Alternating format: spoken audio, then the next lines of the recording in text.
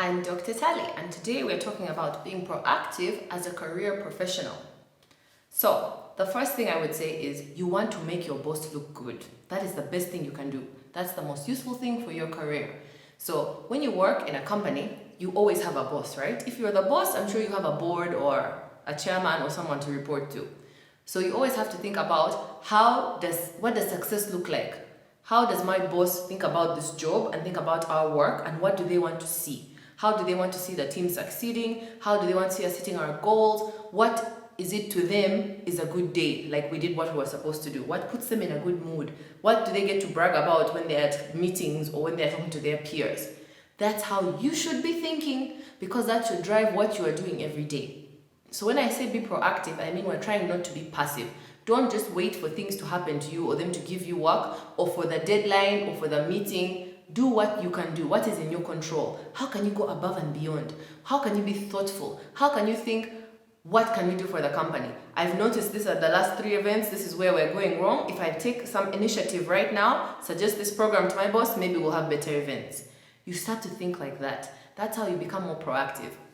And I say make your boss look good because you don't want to do it in a way that makes your boss look bad, because that's just going to make your life harder, right? Because if you now try to outshine your boss or show off to others or to do things that is your boss's job without their permission, you're going to ruin that relationship, and relationships are very important for advancing your career.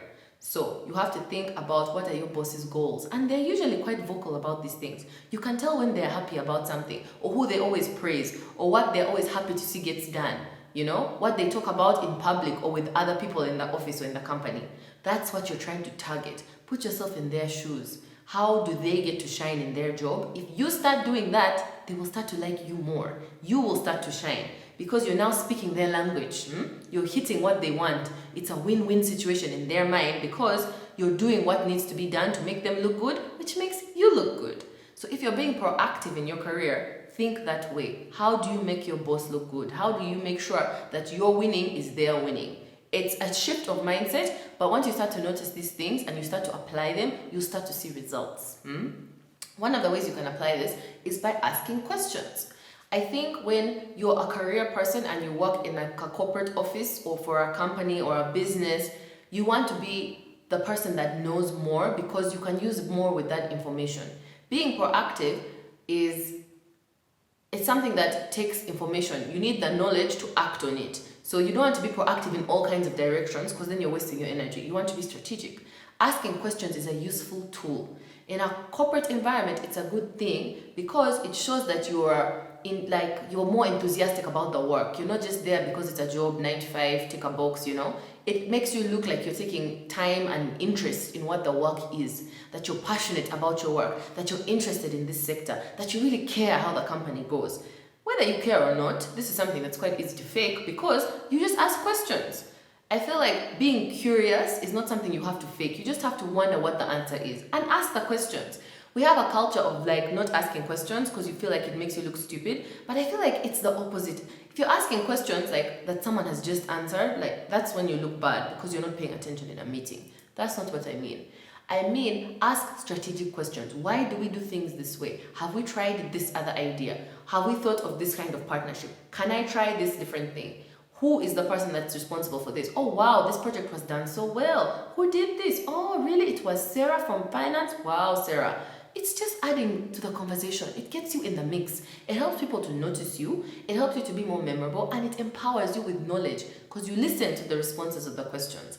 Also, people really love to talk. So other people in your office, if you're someone who asks them questions, they'll like you more because you let them talk. If it's a supervisor or this guy who sits next to you, ask how his weekend was or what he's up to tonight, this evening, or what Rotary group he's in, or what his church fellowship is doing right now.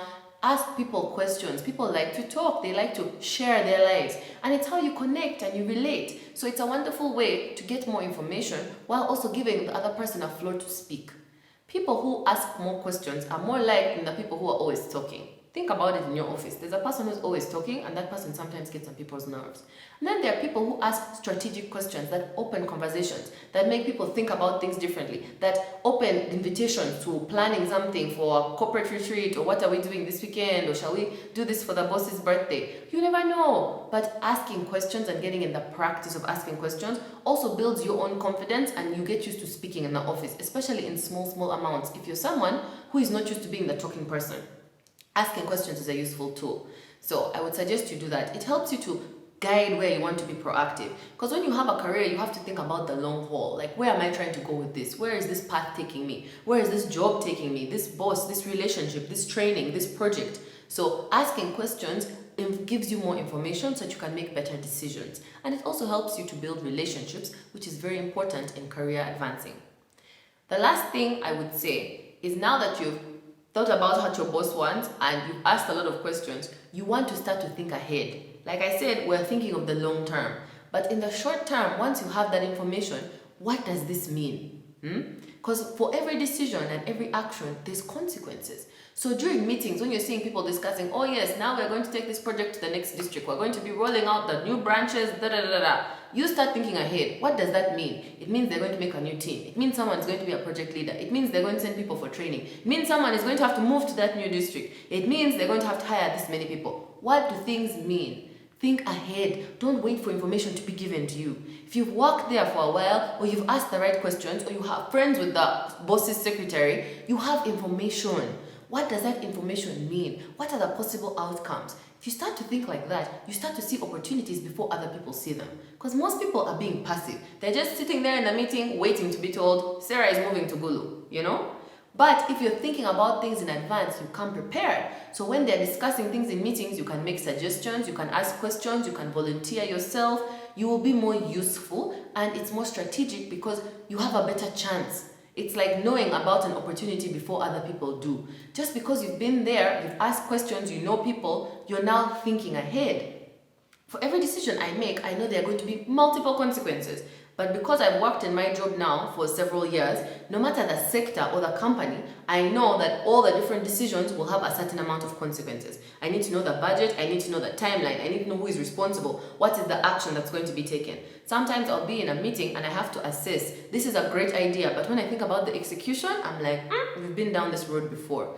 How are we actually going to get this done? And so we'd rather choose the medium idea that we know will execute well, because that will leave better customer experience at the end. Because I have experience and I've asked the right questions at the last event of what we were doing. So you have to start to think proactively like that. When you start to think about multiple consequences, and you can even do it for different scenarios. If Bob gets the promotion, that means he's going to hire Tim and Grace and John to go with him to the new district. However, if Sarah gets the promotion, she's friends with Joyce and Camilla and Zoe in that company. So she's the one who's going to make those decisions and to help promote them. So you start to know these things in your mind. So when you show up for the meeting, you'll know if Bob gets the promotion or Sarah gets the promotion. You know how that's going to affect you. Because if this one's moved to that company, that means this one is going to move to this district. You know, there's always consequences and like ways things play out. I'm not saying you're always accurate, but the more you do this, the more accurate you become, the better you get at it. And it's not just about people. You know that if this project gets approved, there goes the whole marketing budget for the year. That means you can't suggest this other program. You know that if this project they don't approve it and they're like, no, that's a bad idea, that gives you an opportunity to present your proposal. You see, there's always different ways things can play out, but if you're looking at all the different scenarios, then you can be strategic about which one works best for you and what you need to do to prepare to give yourself the best chance for that opportunity. Sometimes it helps to do this with a friend, not always a co-worker. It's useful if the co-worker and you have aligned interests. However, if your consequences and their consequences are not in alignment, then it can cause more trouble because they can say something or do something to affect you. So I would suggest you do this with a friend who doesn't work with you. Like, you know, your friends who you tell about your workmates and what's going on, even your family members, you do like scenario planning. If this happens, then I can do this. If that happens, then I do that. Because usually we only do this when it's directly going to affect us. Oh, there's this job I'm up for. If I get the promotion, then I have to move to the next district. Or if this other person gets the job, I know that my life is going to be hard because they don't like me. You know, we only think about these things when the consequence to us is very clear. But there are so many things around us where the consequences will affect us, and so many things where the consequences could affect us if we want. So if you're being proactive about these things, then it helps you to navigate, to prepare, and to put yourself in the right place at the right time. You know who is the person who's going to make that decision. You know when that committee is going to do the approvals for this next project. So you start to plan these things. You start to plant seeds with your boss. You do a training in advance. You know, there are different things you can do to make opportunities happen for you so that you create sort of situational luck. Once you get used to thinking that way, I think it makes a big difference because you're less passive. Things don't just happen to you. So you stop being a victim for everything that happens in your corporate career or in your professional career, and you start to be the driver, which is the whole point of being proactive. If you found this video useful, be sure to subscribe on my social media channels so you can get more information. I believe in you, I want you to succeed, and I am here to support you.